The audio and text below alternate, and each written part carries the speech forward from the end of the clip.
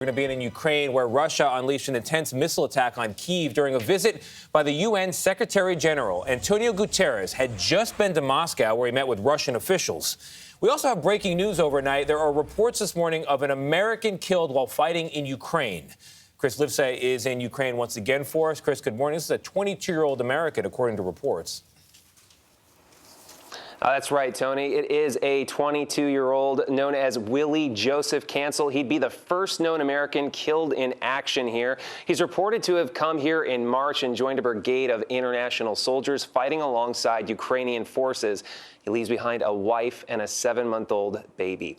This as Russia rained down rocket attacks across the country, but none more brazen than right here in the capital. Kyiv under fire, with Russian missiles slamming into this apartment building just across the street from a missile defense factory. It's the most severe attack on the capital since Russian forces retreated weeks ago, but a reminder that the threat of Russian missiles never disappears. Stunning timing and proximity as the head of the United Nations met with the president and witnessed the Russian devastation with his very own eyes. There is no way a war can be acceptable in the 21st century. Look at that. António Guterres visited where these bodies once lay in Bucha, now laid to rest. Ludmila says farewell to her husband, Valery.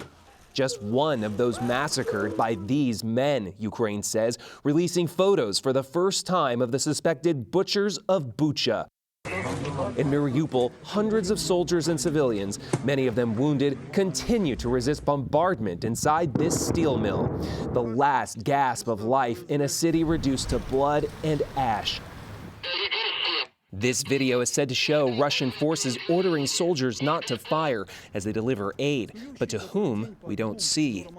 In 2 months of ruthless siege warfare, these last remaining civilians have watched their friends and family succumb to shelling and starvation. Somehow, these people have survived, but for how much longer, no one can say.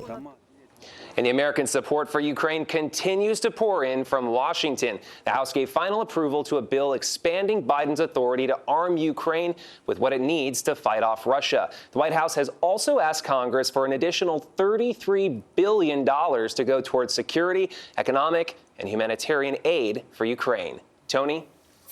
A lot of money. Chris Livesay in Ukraine for us. Chris, thank you very much.